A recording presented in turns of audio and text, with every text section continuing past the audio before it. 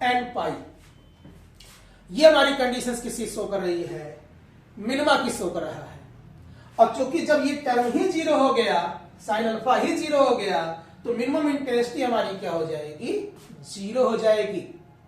तो हमें दो चीजें मिली, अल्फा बराबर जीरो पर हमें प्रिंसिपल मैक्सिमा मिल रहा है, अल्फा बराबर पाई, 2 पाई, 3 पाई, 4 पाई, इन सभी पर हमें क्या मिल रहा है, मिनिमा मिल रहा है। अब अगर हम बात करते हैं सेकेंडरी मैक्सिमा की, तो जो सेकेंडरी मैक्सिमा, पहले शर्त की बात देखते हैं किस पर डिपेंड करता है। तो सेकेंडरी मैक्सिमा हमारा डिपेंड करता है किस पर, कॉस स्क्वायर 5/2 पर। तो अगर हम बात करें यहां पर सेकेंडरी मैक्सिमा की, तो सेकेंडरी मैक्सिमा जो है अगर हमें निकालना हुआ तो किस पर डिपेंड करेगा, इंटरफेरेंस पर। हम कहेंगे कि व्हेन कॉस 5/2, क्योंकि मैक्सिमा है तो क्या हो जाएगा 1, और यहां स्क्वायर है तो 1 है, तो कॉस स्क्वायर क्या हो जाएगा 1, तो कॉस 5/2 हमारा क्या होगा ±1। और ये भी किस पर होता है, कॉस की पाई पर, तो यहां हो जाएगा m पाई। देखिए इसके पहले हमने ऑर्डर यन से लिया था, यहां यम लिया हुआ है, क्योंकि यहां पर फर्स्ट सेकंड थर्ड, इसके फर्स्ट सेकंड थर्ड पर नहीं चल रहा है। ये आपका n बराबर 0 है, ये आपका n बराबर 1 है, पर यहां पर ये m बराबर 0 है, ये m बराबर 1 है, ये m बराबर 2 है, दोनों साथ में थोड़े हैं, अलग अलग ऑर्डर है। तो m किसका ऑर्डर शो कर रहा है, डिफ्रैक्शन का ऑर्डर शो कर रहा है। तो cos 5/2 अगर हमने कहा m पाई हुआ, तब हमारा जाकर क्या मिलेगा, सेकेंडरी मैक्सिमा मिलेगा, जिसकी इंटेंसिटी निकालने के लिए क्या करना होगा, इसका फर्स्ट डेरिवेटिव 5/2 के रिस्पेक्ट में हमें 0 करना होगा प्रिंसिपल ऑफ मैक्सिमा के अकॉर्डिंग, और रिजल्टेंट इंटेंसिटी हम निकाल सकते हैं।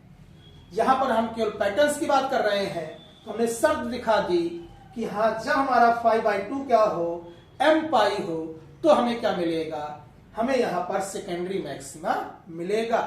ठीक है, तो ये हमारी शर्तें हो गई। अब इन शर्तों के हिसाब से अब हमारा इसका अगर रिजल्टेंट ग्राफ प्लॉट करना हुआ, रिजल्टेंट ग्राफ प्लॉट करना हुआ, ठीक है, अभी तक हमने जो बनाए हुए हैं ग्राफ, वो पहला वाला क्या शो कर रहा है, diffraction due to single slit का ग्राफ, और ये इंटरफेरेंस का है। अब रिजल्टेंट अगर हम ग्राफ प्लॉट करते हैं तो हम यहां पर दिखाएंगे इस तरीके से ग्राफ। ये हमारा डोमिनेट टर्म है जो कि क्या शो कर रहा है, ये वाला टर्म शो कर रहा है डिफ्रैक्शन का, और इसी के अंदर हम क्या दिखा रहे हैं यहां पर, इंटरफेरेंस की टर्म।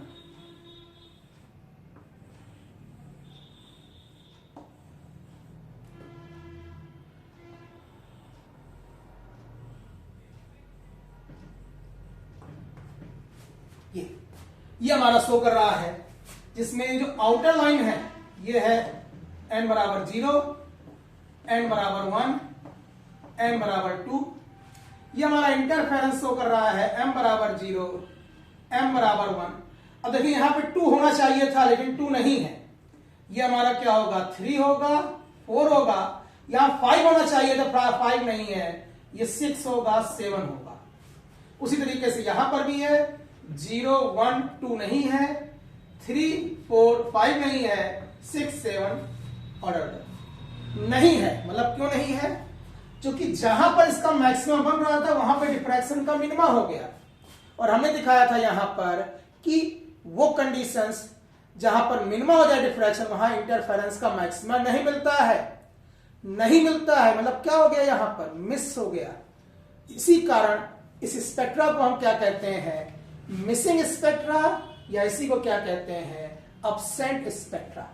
इसी में एक टॉपिक है हमारा अब्सेंट स्पेक्ट्रा, या इसी को कहा जाता है मिसिंग स्पेक्ट्रा। तो हम अगर मिसिंग या अब्सेंट स्पेक्ट्रा की बात करें तो हम कहेंगे क्या, हम कहेंगे वह बिंदु, वह पॉइंट जहां पर डिफ्रैक्शन का मिनिमा और इंटरफेरेंस का मैक्सिमा एक साथ सेटिस्फाई हो जाए, वहां पर इंटरफेरेंस का मैक्सिमा मिस कर जाएगा, अब्सेंट हो जाएगा। इस कारण से इसको क्या कहा गया है, अब्सेंट स्पेक्ट्रा कहा गया है। अब कौन सा ऑर्डर मिस करेगा, ये किस पर डिपेंड करता है, ये डिपेंड करता है थिकनेस पर। क्यों? क्योंकि अभी अभी हमने कंडीशंस क्या क्या निकाली, देखिए हमने निकाली मिनिमा की कंडीशन। तो मिनिमा की कंडीशन हमने क्या निकाली थी कि जब साइन अल्फा 0 हो लेकिन अल्फा 0 ना हो, तो उससे हमारा क्या आ गया था, उससे हमारी कंडीशन आ गई थी E sine theta equal to N पाई।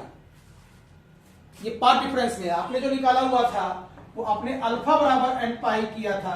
एक मिनट, यहां लैम्डा हो जाएगा, इसको अगर हम चेंज कर दें 2 pi by lambda into multiply कर दें तो हमारा इसके टर्म में हो जाएगा। ठीक उसी तरीके से कह रहे हैं कि अगर मिनिमा की बात करें तो वो हो गया था e plus d sine theta, जो बराबर हो जाएगा m लैम्डा के। ये हमारा पाथ डिफरेंस की शर्त है। हमें मालूम है फेज डिफरेंस और पाथ डिफरेंस का रिलेशन हमने पिछले सभी इंटरफेरेंस डिफ्रैक्शन में इस टर्म में दिखाया हुआ था। उसी हिसाब से ये हमारा, ये है तुम्हारा किसका, ये है कंडीशन मिनिमा की, और ये हमारा क्या है, कंडीशन है सेकेंडरी मैक्सिमा की। अब कह रहा है किसी बिंदु पर एक साथ सेटिस्फाई हो जाए, किसी बिंदु मतलब जब थीटा तुम्हारा क्या हो, दोनों के लिए सेम हो, तो क्या होगा, कह रहा डिवाइड कर दो। जब इनको डिवाइड करोगे, हमने मान लिया है कि इसको 2 और इसको मान लिया 1, और तुमने जब 2 बाई 1 किया तो यहां साइन थीटा कैंसिल हो जाएगा, तो आ जाएगा e plus d upon e equal to m by n। अब ये क्या शो कर रहा है, कह रहा तुमने ये निकालना था कि आखिर कौन सा ऑर्डर डिस्क होगा, तो कह रहा वो डिपेंड कर रहा है e और d के रिलेशन पर। e क्या था यहां पर, स्लिट की थिकनेस, d क्या थी, उनके बीच का सेपरेशन। कह रहा मान लो अगर डबल स्लिट का अरेंजमेंट में e और d आपस में बराबर हो, कह रहा e और d बराबर हुए तो d बराबर e रख देंगे, तो हो जाएगा 2e, और e से e कैंसिल हो गया तो m बराबर क्या हो जाएगा, 2n हो जाएगा। तो सीधा सा है कि जहां पर n बराबर 1 पड़ेगा वहां m बराबर 2 पड़ेगा। मतलब हर दूसरा, चौथा, छठवां, आठवां इंटरफेरेंस मैक्सिमा क्या हो जाएगा, अब्सेंट हो जाएगा। डिपेंड किस पर किया, e और d के रिलेशन पर। जैसे इसी को कहते हैं कि अगर e बराबर 2d कर दिया तो यहां पर क्या हो जाएगा, d बराबर e बाई 2 रख दोगे। अगर हमने कहा यहां पर कि इस केस में हमने d बराबर 2e कर दिया, जो सेपरेशन है वो अगर डबल हो जाए तो क्या हो जाएगा, 3e अपॉन e, फिर कैंसिल हो जाएगा, और तब हमारा आ जाएगा m बराबर 3n। तो ये क्या शो कर रहा है यहां पर कि हर तीसरा, छठवां, नौवां जो है वो हमारा क्या हो जाएगा, अब्सेंट हो जाएगा। तो इसी से हमारा ये क्या दिखा रहा है यहां पर, अब्सेंट स्पेक्ट्रा को शो कर रहा है, जो कि कंडीशंस पे वही है कि अगर किसी बिंदु पर इंटरफेरेंस का मैक्सिमा और डिफ्रैक्शन का मिनिमा सेटिस्फाई हो जाएगा तो वो अब्सेंट हो जाएगा। तो ये टॉपिक हमेशा डबल स्लिट के साथ अटैच भी कर देते हैं या अलग से भी पूछ लेते हैं। तो ये एक इंपॉर्टेंट टॉपिक है उसका, इस इंपॉर्टेंट टॉपिक की बात हमने यहां पर की। तो ये था हमारा आज का एक और नया topic, Fraunhofer diffraction due to double slit का, जो कि बीटेक के और अगर हम बात करें बीएससी के तो दोनों में, BSc second year 3rd semester में है इसका आपका पार्ट ये, और बीटेक में तो फिजिक्स में है ही है, ये आपकी 3री यूनिट का 2nd पार्ट है। तो इंपॉर्टेंट टॉपिक है, उसको आप यहां से देख सकते हैं, तैयार कर सकते हैं। ऐसे ही मिलते रहेंगे हम आगे और भी टॉपिक्स पर। आप अगर आपको अच्छा लग रहा हो तो आप इस चैनल को सब्सक्राइब कर सकते हैं, शेयर कर सकते हैं। जो भी आपके मित्र हों जो बीएससी या बीटेक कर रहे हों तो उनके साथ आप इसको शेयर कर सकते हैं। धन्यवाद।